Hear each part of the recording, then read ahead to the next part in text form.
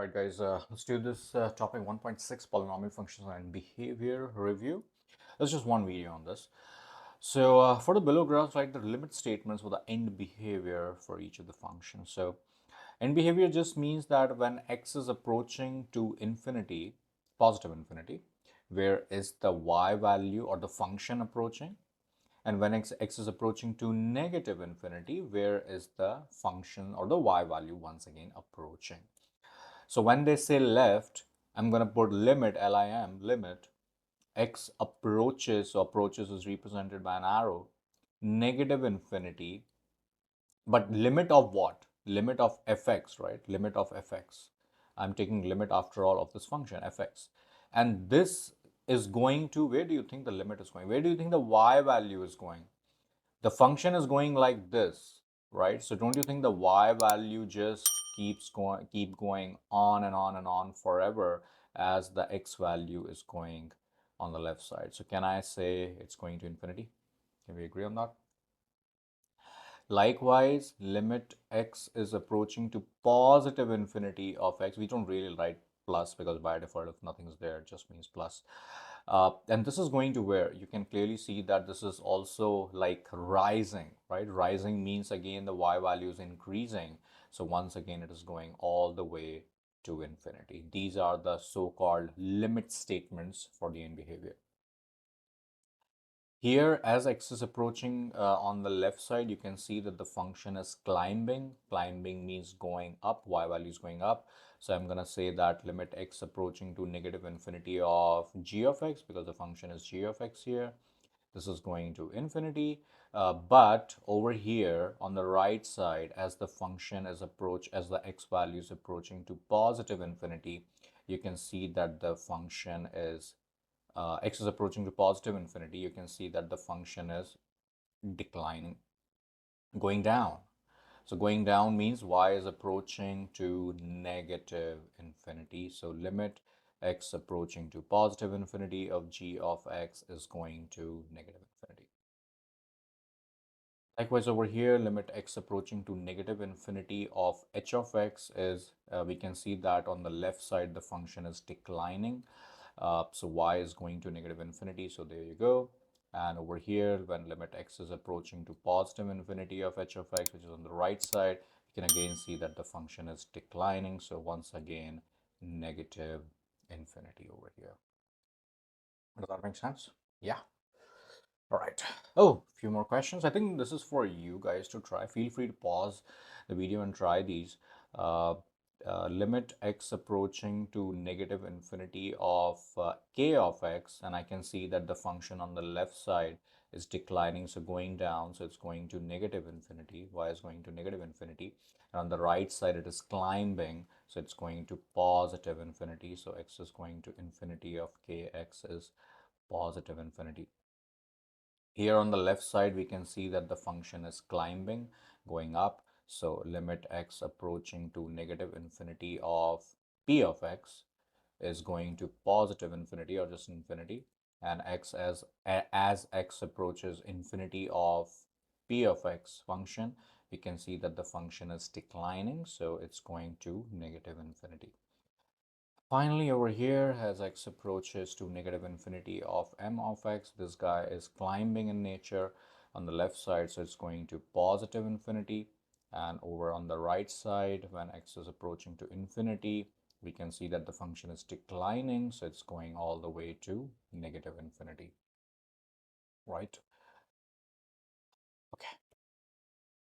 Now we have to find the end behavior of the polynomial of the following end behavior, but this time they have just given us equations. There is no graph, right? With the graph, it's very easy, but with equations now we need to learn how to just figure out the end behavior. So let me tell you the tips over here.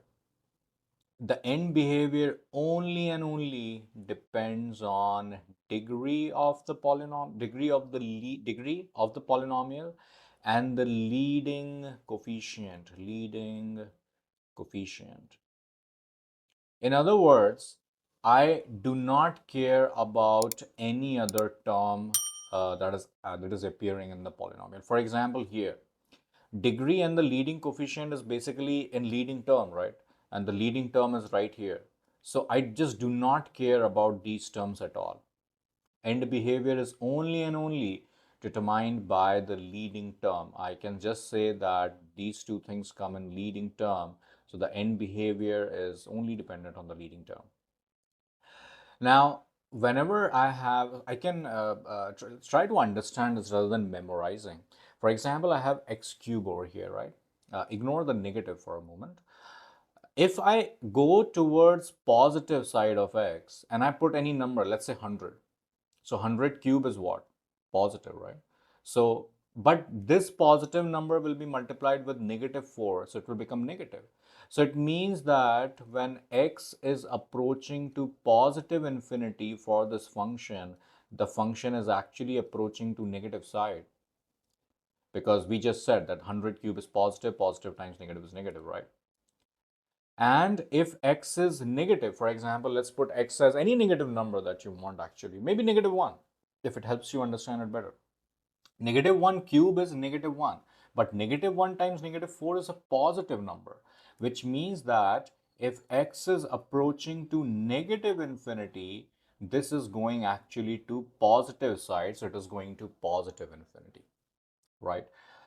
So this is how we determine. Just put any random numbers on the positive and negative side in this, and then just figure out where it is going, and whatever you're basically just interested in the sign, right?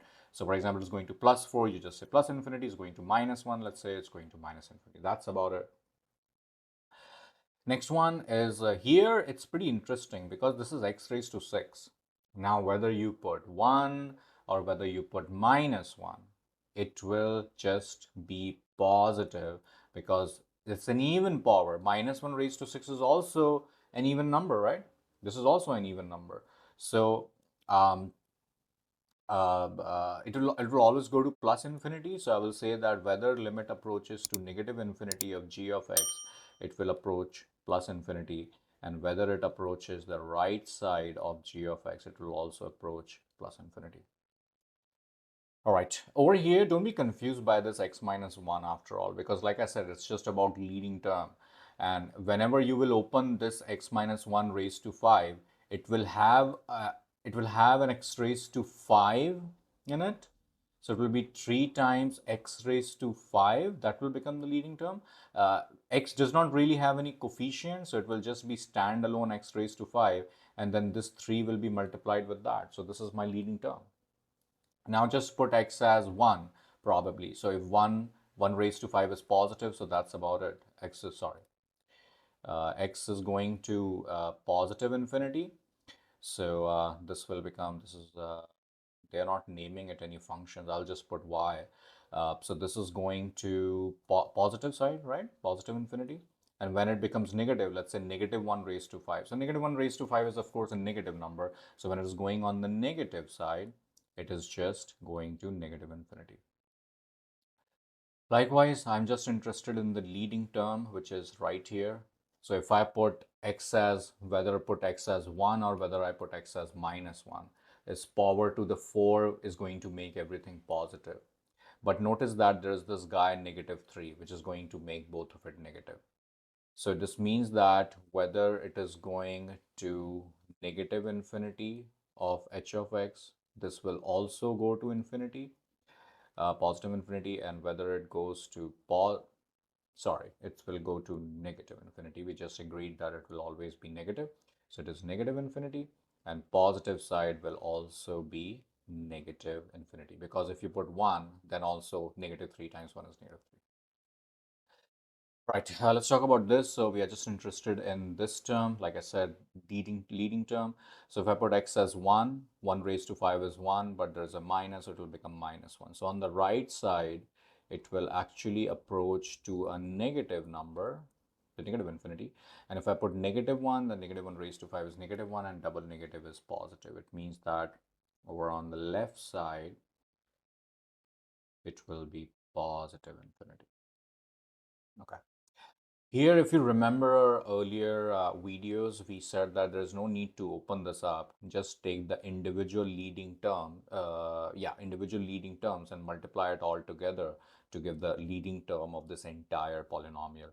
So I'm going to multiply this 2x with this x with this x.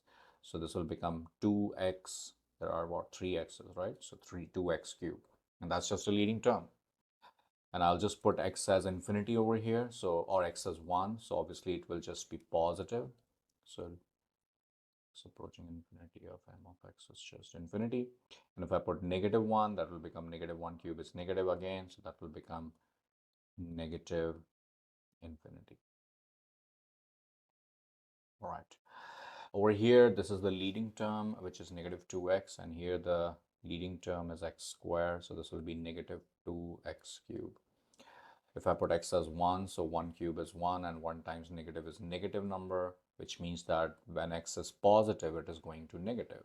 So right side is obviously positive. So when it is positive, it is going to negative. And obviously when it is negative, -1 cube is negative and negative times -2 is positive. So this will become positive infinity. All right. Over here, we need to match. We need to match the limit statement with the equation and that with the graph. Right. I think the limit statements and the graphs are easiest to match. Then we'll come to function equations. All right, let's start with limit statement 1. So when x is approaching to positive side, it is going to negative side. So which ones are possible? I think this is possible. When it is approaching to positive side, this is going down, so it is going to negative side, and this is also possible. Okay. And when x is approaching to negative side, it is also approaching to negative side. So it cannot be C, because if x is approaching to negative, it is actually climbing, going to the positive side. But yeah, this is also again declining, so it's going on the negative side. So this one matches with graph A. So I'm going to say that limit statement 1. Okay, let me make a limit statement 1 and then which function and then which graph. So limit statement 1 matches with graph A. All right. Limit statement 2, limit statement 3, and limit statement 4. All right. For 2, x is infinity and y is also infinity. So on the right side, it should be climbing. So B is climbing and D is also climbing. And on the left side, it should be declining, because when it's going to negative infinity, it is also going to negative infinity. So D is not declining, D is climbing. So it should be B over here. B is actually declining in nature. So that's one. 2 is B. So let's write B here. Okay. 3, x is infinity, and on the right side it is going to negative infinity. So on the right side it is declining in nature.